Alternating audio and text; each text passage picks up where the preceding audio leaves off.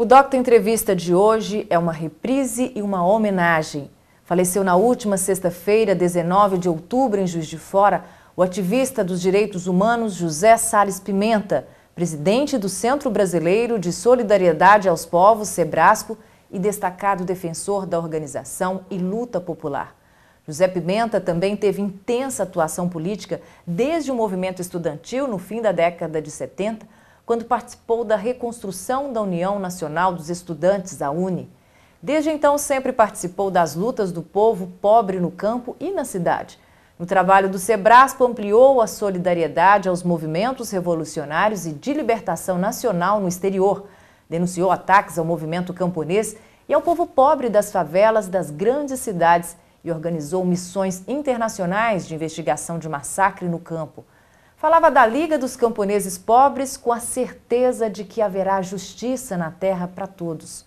Se empenhou especialmente na constituição da Associação Brasileira dos Advogados do Povo, ABRAPO.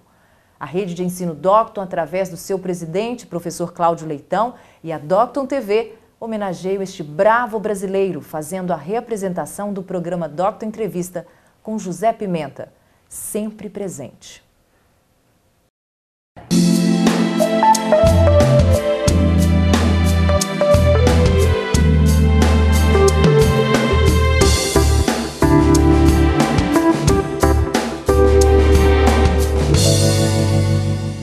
Olá, seja muito bem-vindo, muito bem-vinda a mais um Docton Entrevista. Hoje eu estou recebendo o José Salles Pimenta. O José Salles é de Juiz de Fora, mas mora atualmente no Rio de Janeiro, onde trabalha como cientista político, né, José? Nós vamos estar conversando hoje sobre vários assuntos relacionados à redemocratização do país, que ele vem fazendo um trabalho já há muitos anos, é ativista nessa luta, já participou de várias manifestações, inclusive ao lado do professor Cláudio Leitão, Sim, né? Claro.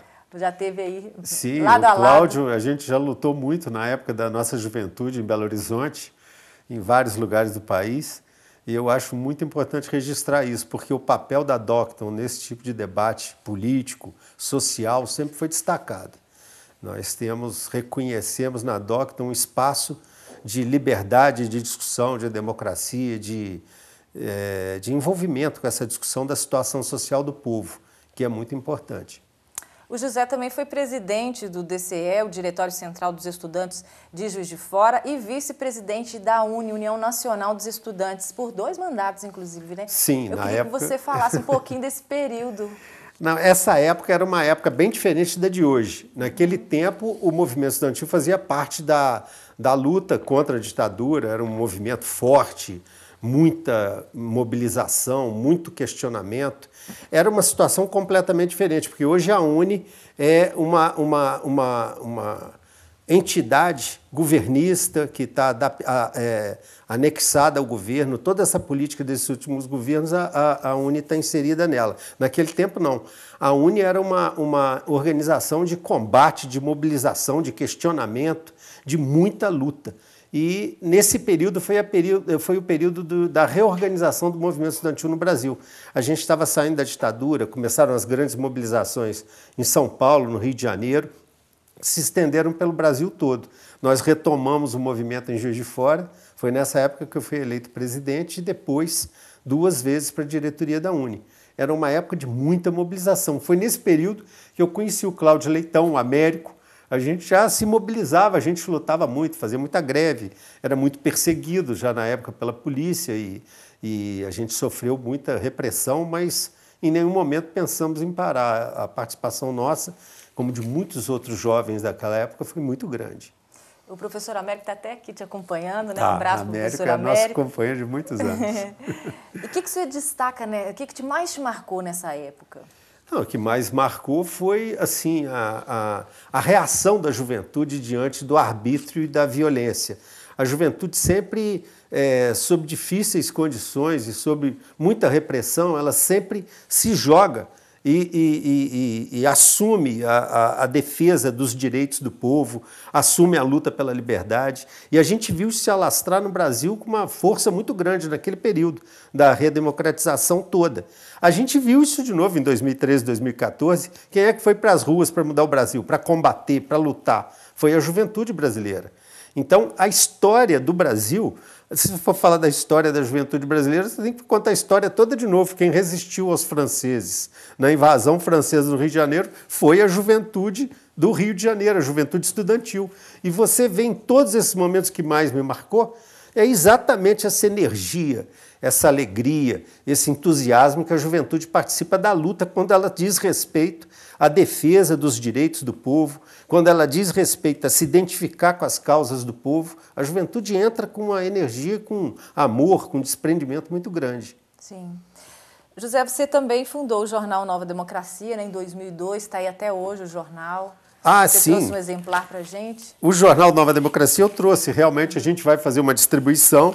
É o jornal que realmente representa e defende a luta popular no Brasil e no mundo. Ele sempre está repercutindo a luta pelos direitos, a luta pela libertação. É o jornal que traz todas as guerras populares que estão acontecendo no mundo, as guerras por libertação, a luta nos países imperialistas da classe operária. Por exemplo, a única cobertura da luta em Hamburgo, de toda aquela mobilização que teve em Hamburgo recentemente, na reunião do G20, estava no Nova Democracia. O jornal Nova Democracia, ele põe todas as informações, os detalhes da luta camponesa no Brasil, em todos os cantos do Brasil. Todas as reivindicações, por exemplo, a luta das mães no Rio de Janeiro, quando seus filhos são assassinados pelo aparelho de Estado, quem acompanha, vai, faz filmes, vídeos e produz a informação que defende o ponto de vista do povo é o jornal Nova Democracia. Nós conseguimos, nesse período, tanto no que diz respeito a dar cobertura às lutas do povo, seja o movimento camponês, das mães, as manifestações, toda a repercussão daquele período de manifestações, as mobilizações populares no Brasil, a gente conseguiu, nesse período, fazer um jornal completamente desvinculado de financiamento público, financiamento institucional, um jornal que funciona com colaborações, assinaturas, participação geral de lutadores desse Brasil, e um jornal que tem que ser mantido. Está na edição 194, sempre vanguardiano a defesa dos interesses do povo, do direito do povo lutar pelos seus direitos, do direito do povo se levantar contra a opressão, do direito do povo organizar um processo de luta, de defesa, um processo revolucionário. Isso tanto no nosso país quanto fora do país. Então, esse é o jornal que nós conseguimos fazer que realmente retrata a expressão da luta popular. E quem quiser assinar, como é que funciona? Como é que precisa fazer? Todo jornal, hoje mesmo a gente vai distribuir o jornal com cada edição. Vem um boleto que você pode preencher e você pode entrar na internet também, fazer acesso direto, fazer a assinatura pela internet. Realmente esse jornal conseguiu aglutinar pessoas da melhor história de luta do povo e com um passado de participação, pessoas que conseguem acompanhar todo o movimento popular, movimento camponês, movimento das lutas das comunidades, as greves que acontecem no Brasil, um exame detalhado de todo o processo, a história dos lutadores brasileiros. É o único jornal que faz uma cobertura completa e mais do que informar os fatos, ele faz uma análise das circunstâncias em torno de cada fato político no Brasil.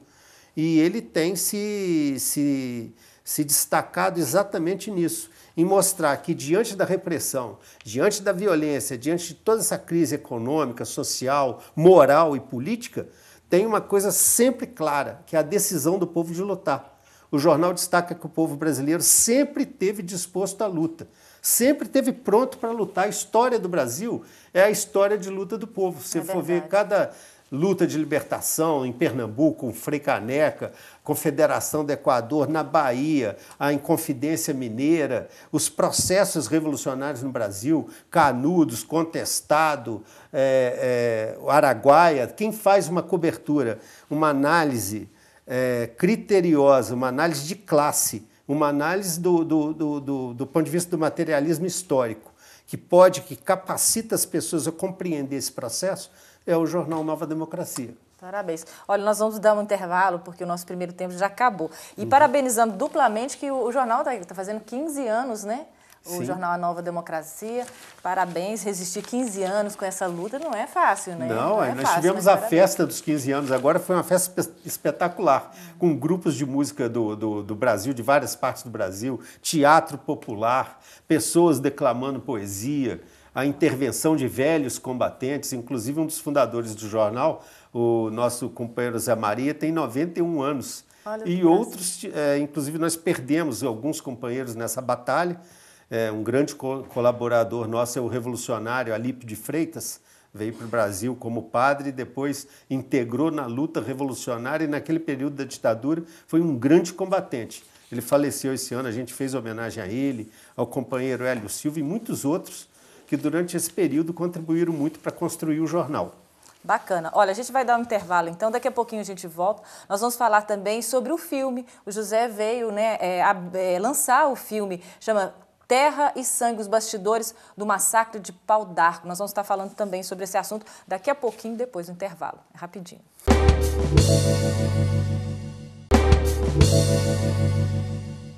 Voltamos com o programa Doctor Entrevista. Hoje eu estou recebendo o José Salles Pimenta, que praticamente trabalha, né, como cientista social lá do Rio de Janeiro. Vem fazendo um trabalho há muitos anos na luta aí pela, né, redemocratização do país.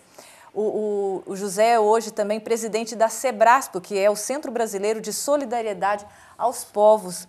Eu queria saber como que você foi parar no Sebraspo. Eu sei que o seu irmão teve uma história, né? Eu gostaria que você contasse também essa história do seu irmão, essa luta de vocês dois aí. Na verdade, toda a minha família sempre foi envolvida com a luta social, com a luta política. O Gabriel foi um advogado assassinado no Pará em 1982, era meu irmão, acima de mim. Nós somos 7 irmãos. Em Juiz de Fora, nascemos em Juiz de Fora, e a nosso envolvimento com a política sempre foi muito grande. Meu pai foi sindicalista, minha mãe também tinha muita atividade política. Em função disso, a gente começou a trabalhar primeiro no movimento universitário, no movimento estudantil, depois no movimento social, nas grandes campanhas que o povo brasileiro participou, e a gente teve a ideia e foi desenvolvendo a ideia de fazer um centro de defesa das lutas dos ativistas que são muito perseguidos. Você vê que aqui no Brasil tem uma Constituição de 1988 chamada Constituição Cidadã. Mas vai o povo lutar pelos seus direitos que estão redigidos na Constituição, ele é reprimido, é criminalizado. Então você precisa de ter uma defesa do direito a lutar. Você precisa construir um movimento de solidariedade. Nós construímos o Sebraspo com essa ideia de tanto nos solidarizar, divulgar, apoiar as lutas que ocorrem no nosso país como fora do país.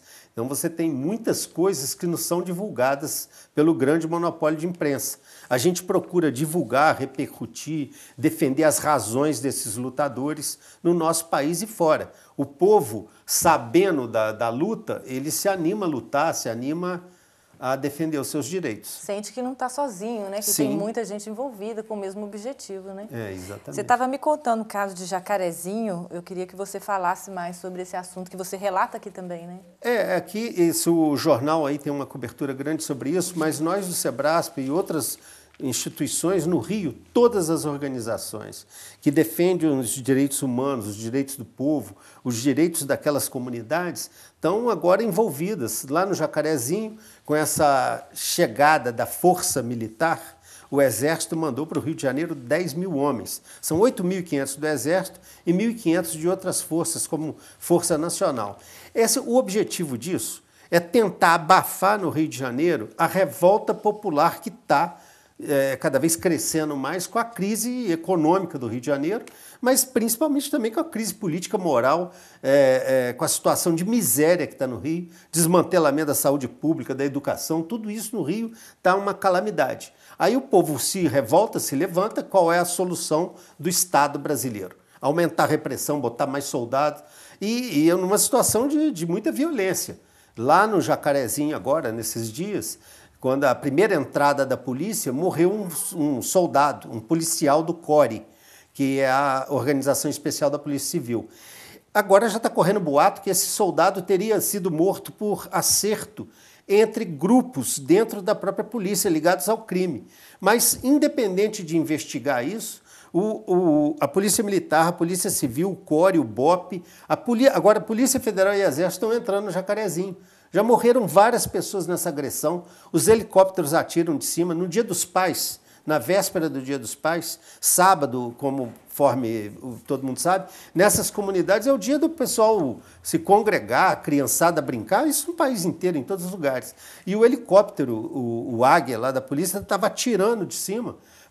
Morreu uma criança lá, não sei se foi decorrência da ação do helicóptero, mas morreram várias pessoas. Esse estado de ocupação, de agressão, é mais ou menos uma correspondência do que esse Estado brasileiro aprende com seus dominadores, o imperialismo norte-americano. Você vê que a agressão aos povos está generalizada. E lá no Rio de Janeiro, parece que o Rio de Janeiro é um laboratório de experiências de repressão no Brasil. Então, a resposta para a miséria não é mandar 10 mil médicos, 10 mil professores para o Rio de Janeiro, não é mandar verba para acudir as escolas e os hospitais, é mandar repressão, violência, policiais e soldados. Isso é que está acontecendo no Rio de Janeiro. E por isso a gente está nessa expectativa, uma tensão muito grande para acudir, para se solidarizar, e tem muitas entidades fazendo isso lá. Muitas entidades, inclusive até mais do que a gente lá na presença lá no Jacarezinho. E nós também estamos fazendo todo o apoio que a gente pode, no sentido de defender aquela comunidade, o direito de existir, de viver, de ter liberdade. Porque com a desculpa de combate ao tráfico, tudo é permitido. Então toda grau, toda ordem de violência é aplicada contra o povo com aquele discurso batido, surrado de combate ao tráfico. Como que pode? O Brasil tem mais mortos no Brasil por ano, morte violenta. Estou falando de acidente de trânsito, não estou falando de morte com revólver e faca, violenta mesmo. Mais mortes no Brasil do que na Síria. É verdade. A Síria está sendo bombardeada por todos os imperialismos, todo dia, há 5 anos, 6 anos. Eles falam que na Guerra Civil da Síria morreram 250 mil pessoas na Guerra Civil da Síria e o êxodo foi de 4 milhões. Qual a situação no Brasil? Nesses 5 anos morreram uma média de 58, 59, 60 mil pessoas por ano. E o êxodo do desemprego dentro do Brasil, como é que está? Está imenso, é muito grande. Então, as consequências dessa crise econômica estão sendo respondidas só com violência e repressão. Isso acontece nos grandes centros metropolitanos, como está acontecendo no Rio de Janeiro. Isso acontece na terra, no campo, em todo o Brasil, onde há luta por terra. Se não tem emprego e tem muita miséria nos grandes centros, essa juventude que veio, que tem origem rural, volta para tentar a sorte. E o que é que eles vão procurar? Terra. Como a concentração de terra no Brasil é elevadíssima, então a violência é a resposta do Estado. Isso que é o retrato do Rio de Janeiro hoje. Pois é, eu vou te perguntar se você acredita numa mudança desse retrato, né? Mas eu vou para o intervalo, daqui a pouquinho a gente volta para falar mais sobre esse assunto e sobre o filme que está sendo, na verdade foi, né, lançado no Casarão das Artes, filme Terra e Sangue, os bastidores do massacre de Pau d'Arco. Daqui a pouquinho então a gente volta.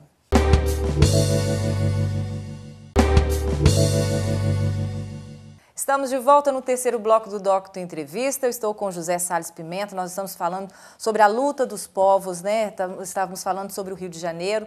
É uma situação complicadíssima, né? E a pergunta que eu ia te fazer, mas terminou o nosso tempo, era exatamente sobre se você acredita que é uma luta que vai durar muito tempo ainda, ou existe alguma carta debaixo da manga mágica para essa situação resolver?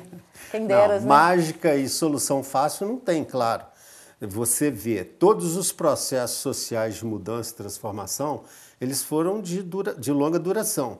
Eles não acontecem de uma vez, é um processo que vai acumulando energia, tentativas. Mas esse do Rio já tem quanto tempo que você calcula aí nessa situação mais Rio, drástica? Essa repressão, a crise atual do Rio de Janeiro, ela vem já há alguns anos, desde o governo Cabral. Inclusive, quando a gente discutia aqui em 2013, 2014, a grande mobilização era para denunciar a corrupção, o gasto com Copa do Mundo, com Olimpíada, enquanto o Rio estava sendo desmantelado. Sim. Lá naquela época já tinha essa política de repressão e violência.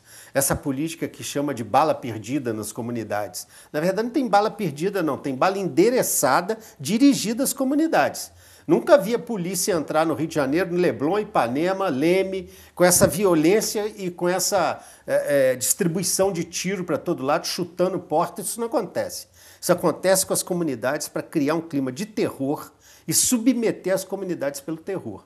Então, essa característica de repressão e violência, ela já vem se desenvolvendo. E nós, para sairmos desse estado de coisa, desse estado de calamidade econômica, social, moral e política que as classes no poder mantêm no Brasil, é um processo de organização do povo. O povo está experimentando, está se organizando, está vivendo a sua mobilização, a sua forma de organização e certamente, tanto no campo como na cidade, o povo vai saber sair da resistência para uma ação ativa de mobilização para mudar esse país e construir uma nova democracia. Com certeza o povo vai saber construir esse caminho. E uma outra maneira de sensibilizar e mostrar a realidade é uma delas, né? Esse filme que vocês estão trazendo aqui, que trouxeram para o Casarão, Pau d'Arco, que foi um documentário em cima da chacina de Pau d'Arco, né, que aconteceu em maio deste ano. Sim, dia 24 de maio, conforme todo mundo viu, foram assassinados pela polícia abertamente 10 camponeses. Alguns dias depois, um outro camponês foi assassinado, então foram 11 mortes. 11 mortos naquele conflito. O sul do Pará, como Rondônia, representa, assim, essa situação. Uma concentração de terra elevadíssima. Para vocês terem ideia, o Brasil é o país do mundo que tem mais concentração de terra. O estado do Pará, segundo estudos do próprio Tribunal de Justiça do Pará, de cientistas sociais de São Paulo, o estado do Pará ele tem 4 estados do Pará em títulos de terra.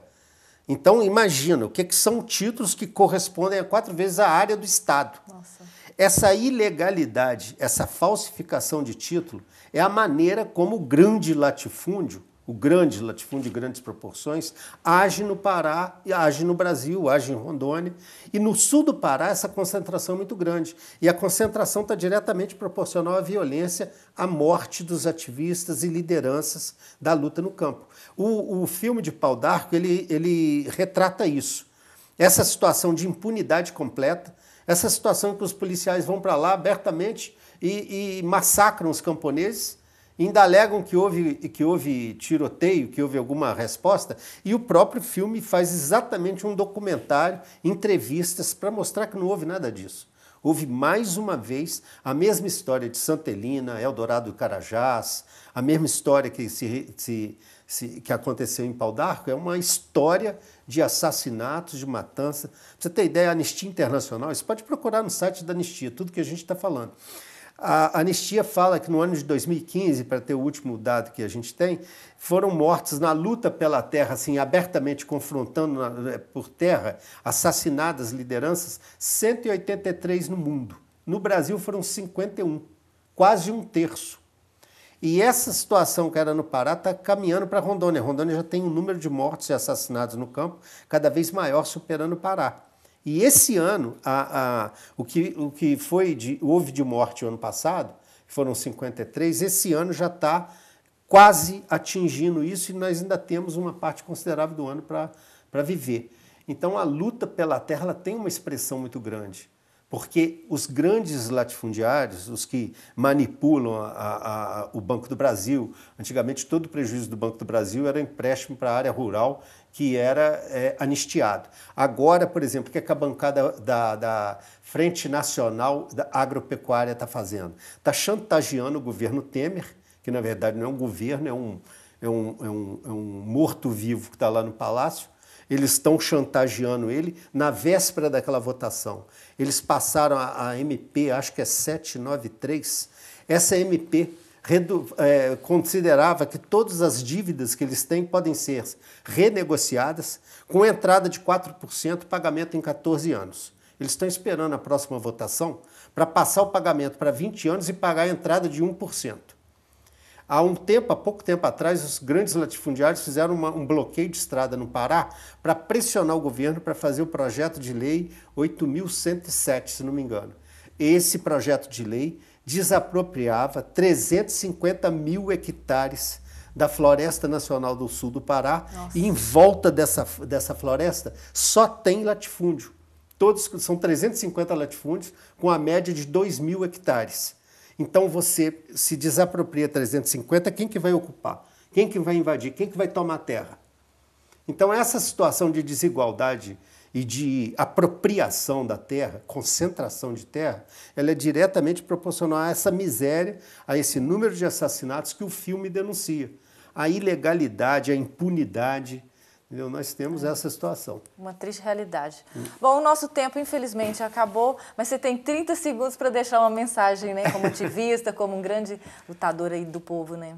Eu acho o seguinte, o povo pode levar suas lutas para frente, organizar, mobilizar, exigir os seus direitos. Na situação que a gente está passando no país, nós não podemos nos acomodar diante de tanta injustiça, tanta ilegalidade. Nós não podemos aceitar uma situação, no dia de Pau d'Arco, no mesmo dia que estava sendo o massacre de Pau d'Arco, um juiz de Ponte Nova praticamente cancelou o processo contra Samarco, porque ele achava que não tinha elementos suficientes para condenar. Ali faltavam provas. No mesmo dia, o Rafael Braga, que é um jovem que foi preso nas manifestações do Rio de Janeiro, um jovem catador da rua, que estava com pinho-sol e água sanitária na mão, foi preso e acusado de fazer molotov. Nesse mesmo dia de Pau d'Arco, foi confirmada uma sentença que ele foi condenado de quase 10 anos. Então, a justiça nesse Brasil também faz parte desse processo em que o Estado e o parlamento brasileiro, completamente apodrecidos, vão para a justiça e a justiça legaliza toda essa situação de desigualdade, essa situação de perseguição. Então, a justiça e o Estado, na verdade, são de classe. Tem um corte claro de classe. A justiça não é uma justiça isenta, é uma justiça comprometida com isso. Evidente que há honrosas exceções entre juiz, Ministério Público, Defensoria, mas a gravidade da situação é essa. E a nossa mensagem para o povo é confiar na juventude, os trabalhadores, os lutadores pela terra, confiar na sua própria organização. Não é confiar num futuro abstrato, não. É confiar na sua organização, na sua luta, no seu direito, nas suas razões, e no seu direito a lutar por liberdade contra a opressão. Sim. A luta continua e a esperança no coração também, né, José? Valeu. Obrigada pela sua presença, viu? Falou. E eu te vejo, então, no próximo Doctor Entrevista. Espero que você tenha gostado e muito obrigada pela companhia. Até lá.